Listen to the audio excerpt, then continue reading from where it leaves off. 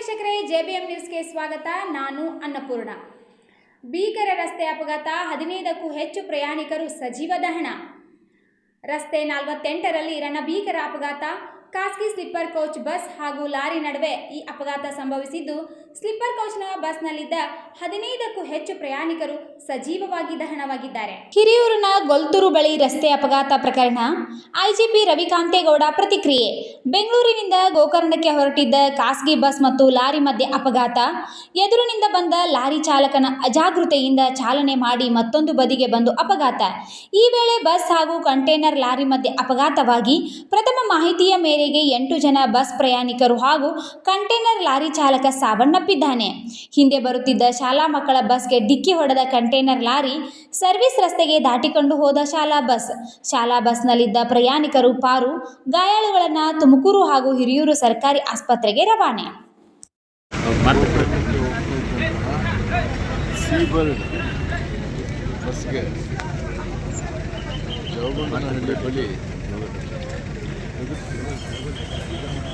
ಗಾಡಿ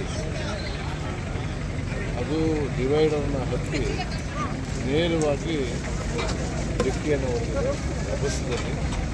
ಬಹುಶಃ ನಮ್ಮ ಇದುವರೆಗಿನ ತನಿಖೆ ಏನು ಹೇಳ್ತಾ ಇದೆ ಅಂತಂದರೆ, ಅದು ನೇರವಾಗಿ ಡೀಸೆಲ್ ಟ್ಯಾಂಕ್ಗೆ ಹೊಡೆದಿರ್ಬೋದು. ಡೀಸೆಲ್ ಟ್ಯಾಂಕು ಲೀಕ್ ಆಗಿ ನಂತರ ಬೆಂಕಿ ಉಂಟಾಗಿ ಈ ಬೆಂಕಿಯ ಜ್ವಾಲೆಯಿಂದ ಒಳಗಡೆ ಪ್ಯಾಸೆಂಜರು ತಪ್ಪಿಸ್ಕೊಂಡಿದ್ದಾರೆ. ಆದರೆ ಗಾಢ ನಿದ್ದೆಯಲ್ಲಿದ್ದವರು ಈಗಿನ ಪ್ರಕಾರ ಸುಮಾರು 8 ಜನ ಒಳಗಡೆ ಸಿಕ್ಕಿ ಹಾಕಿಕೊಂಡು ದುರಾದೃಷ್ಟವಶಾತ್ ತೀರಿ ಹೋಗಿದ್ದಾರೆ. ಅದರ ಜೊತೆಗೆ ಕಂಟೈನರಲ್ಲಿ ಇದ್ದಂತಹ ಕಂಟೈನರ್ ಲಾರಿಯ ಡ್ರೈವರ್ ಕೂಡ ಒಳಗಡೆ ಆ ಇಂಪ್ಯಾಕ್ಟ್ ತೀರಿ ಹೋಗಿ ಮತ್ತು ಬೆಂಕಿಯಲ್ಲಿ ಕೂಡ ಅವರು ಡ್ರೈವರ್ ಕೂಡ ಹೋಗಿದ್ದಾರೆ. ಒಟ್ಟು ಇದುವರೆಗೆ ನಮಗೆ 9 ಒಂದು ಕಂಟೈನರ್ನ ಡ್ರೈವರ್ ಮತ್ತು 8 ಜನ ಪ್ಯಾಸೆಂಜರ್ಸ್ ಎನ್ನುವ ಒಂದು ಪ್ರಾಥಮಿಕ ತನಿಖೆಯಿಂದ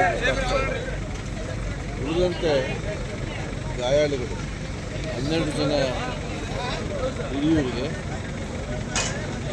9 ಜನ ಶಿರಾ ಮತ್ತು 3 ಜನ ತುಮಕೂರಿಗೆ ಹೋಗಿದ್ದಾರೆ. ತುಮಕೂರಿಗೆ ಶಿರಾದಲ್ಲಿ ಇದ್ದಂಥ ಒಬ್ಬರಿಗೆ 15-20% ಬನ್ಸ್ ಆಗಿದೆ ಅಂತ ಬೆಂಗಳೂರಿನ ವಿಕ್ಟೋರಿಯಾಗೆ ರೆಫರ್ ಮಾಡಿದ್ದಾರೆ.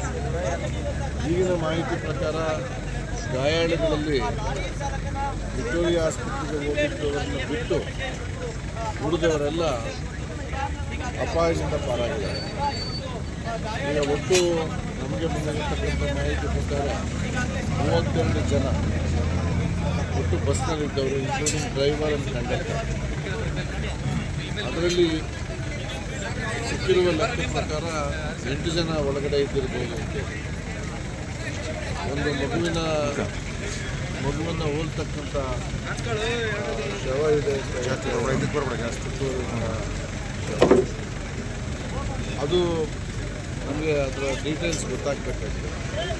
ಈಗ ಖಚಿತವಾಗಿ ನಮಗೆ ಗೊತ್ತಿರತಕ್ಕಂಥದ್ದು ಏನು ಅಂತ ಹೇಳಿದ್ರೆ, ಪ್ರಾಥಮಿಕ ತನಿಖೆಯಿಂದ 8 ಜನ ಬಸ್ನಲ್ಲಿ ತೀರೋಗಿದ್ದಾರೆ ಮತ್ತು ಒಬ್ಬರು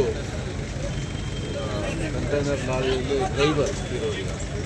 ಒಟ್ಟು 9. ಈಗ ನಾವು ಎಲ್ಲ ಏನು ಶವಗಳನ್ನು ಸಂಗ್ರಹಿಸಿ ಅವುಗಳ DNA ತಜ್ಞರನ್ನು ಕರೆಸಿದ್ದಾರೆ. ಬೆಂಗಳೂರಿಂದ ಬಂದಿದ್ದಾರೆ ಮತ್ತು ಸ್ಥಳೀಯವಾಗಿ ನಮ್ಮ ಸೂಪರ್ ಆಫೀಸರ್ಸ್ ಇದ್ದಾರೆ. ಆದಷ್ಟು ಬೇಗ ಮರಣೋತ್ತರ ಪರೀಕ್ಷೆಯನ್ನು ಮಾಡಿ ನಮಗೆ DNAಗೆ ಏನು ಬೇಕೋ ಇನ್ನಿಷ್ಟು ಮಾಹಿತಿಯನ್ನು, ಸಾಕ್ಷ್ಯಗಳನ್ನು ಸಂಗ್ರಹಿಸಿ ಮುಂದಿನ ಏನು ತನಿಖೆಯನ್ನು ಮುಂದುವರಿಸ್ತೇವೆ. ಸಂಬಂಧಪಟ್ಟವರಿಗೆ ಗುರುತಿಸಿ ಆದಷ್ಟು ಬೇಗ ಶವವನ್ನು ಕೊಡ್ತಕ್ಕಂತಹ ಮಾರ್ಗದರ್ಶಿಗಳಂತಹ ಕೆಲಸವನ್ನು ಮಾಡ್ತೇವೆ.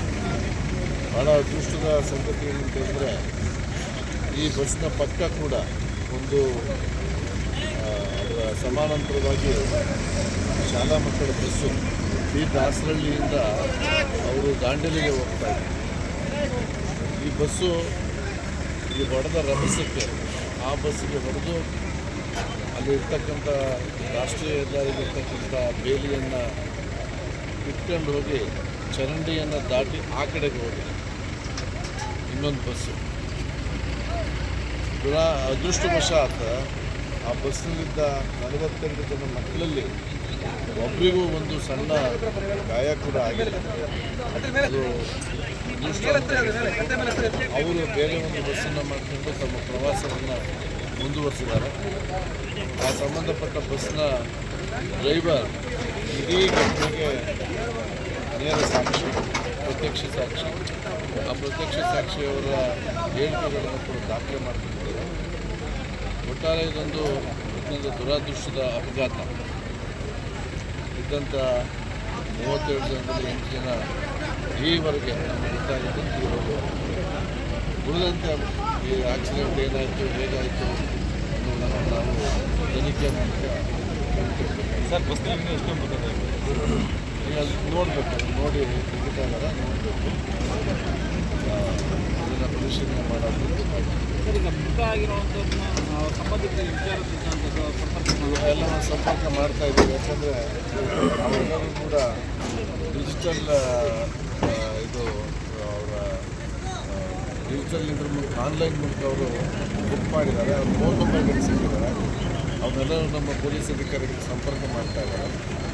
ಒಟ್ಟಾರೆ ಅವ್ರನ್ನ ಆದಷ್ಟು ಬೇಗ ಗುರುತಿಸಿ, ಯಾಕಂದರೆ ಅದು ಭಾಳ ಮುಖ್ಯ. ಶವಗಳನ್ನು ಗುರುತಿಸಿ ಅವ್ರನ್ನ ಹ್ಯಾಂಡೋವರ್ ಮಾಡ್ತಕ್ಕಂಥದ್ದು, ಯಾರು ಗುರುತರಿದ್ದಾರೋ ಅವ್ರಿಗೆ ಗುರುತಿಸ್ತಕ್ಕಂಥದ್ದು, ಕೊಡ್ತಕ್ಕಂಥದ್ದು ಭಾಳ ಮುಖ್ಯ. ಅದನ್ನು ನಾವು ಮಾಡ್ತಾ ಇದ್ದೇವೆ.